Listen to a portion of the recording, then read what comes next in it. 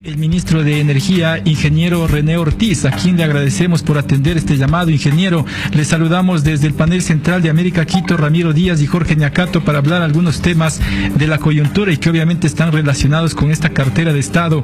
Gracias por atender este llamado, ingeniero. Quiero empezar preguntándole respecto de las renuncias de los gerentes de Petroecuador y Petroamazonas, que en sus declaraciones dejaron algunas dudas en lo que se refiere sobre todo a la preventa petrolera, así como también al costo por barril de petróleo en el transporte del OCP. ¿Cómo podemos explicar estas denuncias que dejaron, como digo, en el ambiente una especie de duda los exgerentes ahora ya? Ingeniero Ortiz, le escuchamos. Buenos días. Buenos días, Jorge. Buenos días, Ramiro. Me complace mucho saludarles y saludar a su distinguida audiencia. Esta es mi forma de participar con ustedes en el programa. Dos temas o tres temas muy importantes relacionados con las renuncias de los gerentes generales. La renuncia que yo he recibido de cada uno de ellos es una renuncia muy cortés, muy profesional, en la que en un caso dice: me voy porque tengo problemas de salud y tengo que respetar. En el otro caso, me voy porque tengo problemas familiares y hay que respetar. Y adicionalmente, el ingeniero Merino, en el caso de Petroecuador, señala unas recomendaciones en relación con preventas, como usted lo acaba de señalar, y claro, quiere poner su punto de vista en su renuncia de cómo han cambiado las cosas. Y yo coincido con él, han cambiado muchísimo. Antes de que arrancara el 2020, en el 19, se tenían previstos aproximadamente un precio del orden de los 50, 25, esto es lo que se plasmó en el presupuesto. Hoy día los precios son menores de 30. Será una enorme diferencia. Se hablaba de una tasa de producción preestimada de 560,000 barriles por día y hoy día vamos a terminar con 480. Esta es una realidad. Pero además vivimos el año más atípico que nosotros podríamos imaginar, ¿no? Y esto es natural, incluyendo la rotura de los oleoductos y todo esto.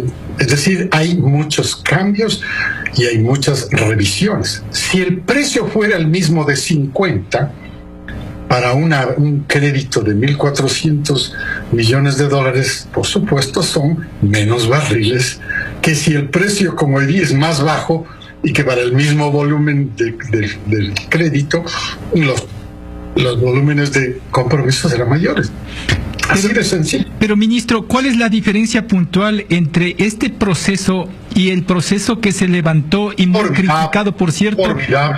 Formidable pregunta, formidable. Me refiero, señor ministro, permítame solamente terminar con la pregunta.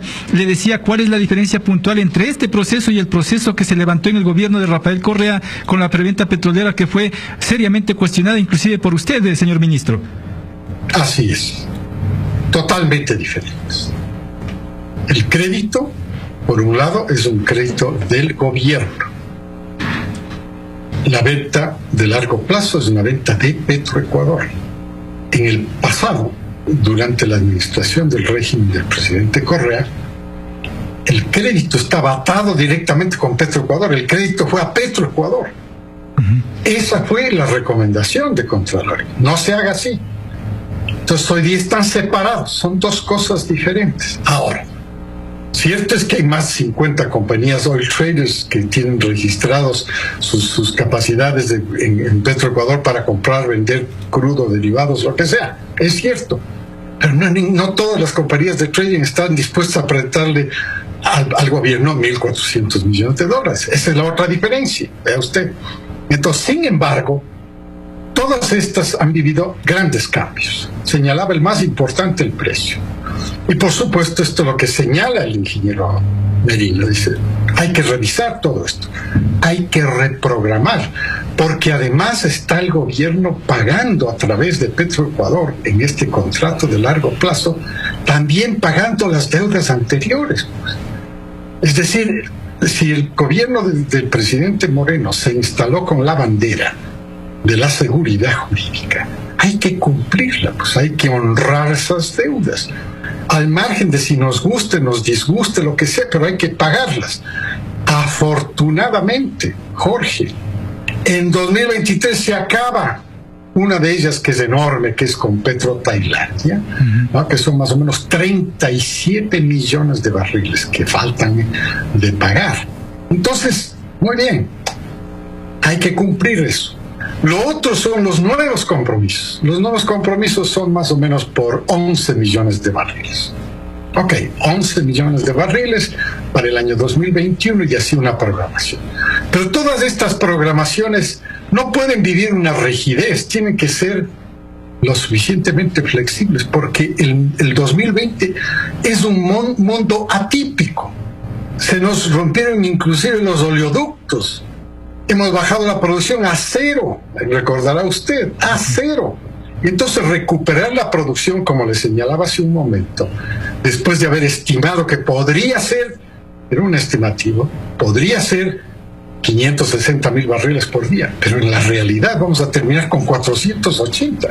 Entonces hay una producción exportable que es físicamente la que puede proveer Petroamazonas. Pero hay unos compromisos.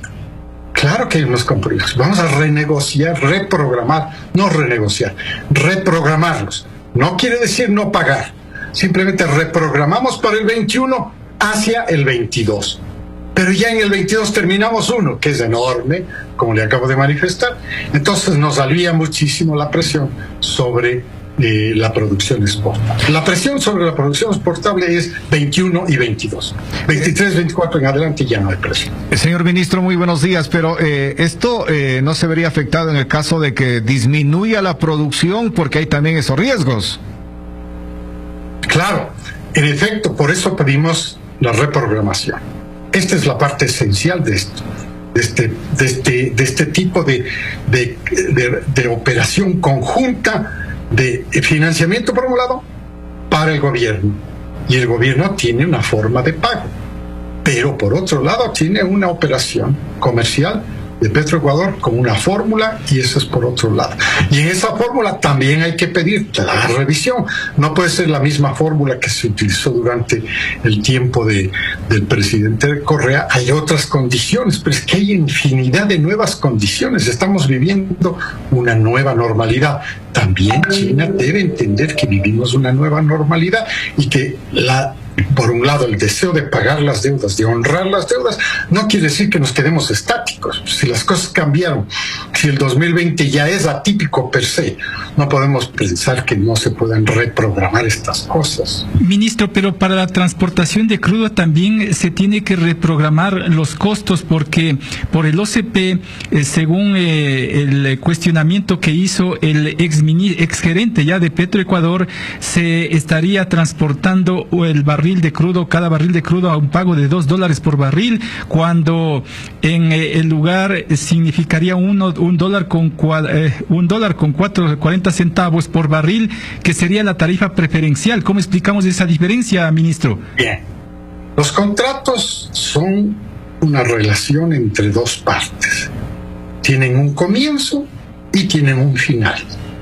El comienzo de este contrato, del que usted hace referencia, entre Petroecuador y OCP, es noviembre 2018. Desde ahí en adelante. ¿Qué es lo que rige desde ahí en adelante?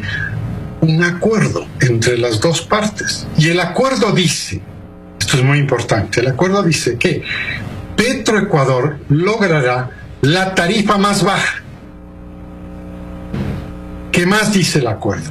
Que esta tarifa se relaciona con el contrato original de de OCP. Y entonces comparamos, y el OCP nos hizo conocer, y le hizo conocer públicamente también al mundo, lo que pagan las otras compañías que utilizan el sistema. Pagan más que Petroecuador, pagan $3.40, hasta $5, $3.80. ¿Dónde está? Es la tarifa menor, sí señor. ¿Es la más baja? Es la más baja. Y lo está constatando, y públicamente, a través de un comunicado de prensa, OCP. Entonces, la relación que hacen es a un pasado del 1.44. Es el 2017 o el 15 o el 14. No. Los contratos no funcionan así retroactivamente. No, funcionan desde el primer día en adelante. Esa es la relación contractual. Y esa se cumple. ¿Es la tarifa la más baja? Es la más baja. ¿Es la menor? Es la menor. ¿Comparada con quién? Con el resto de los que utilizan el sistema, que pagan más, y Petroecuador paga menos. Lo mismo tiene el Ministerio de Energía. Jorge, sí.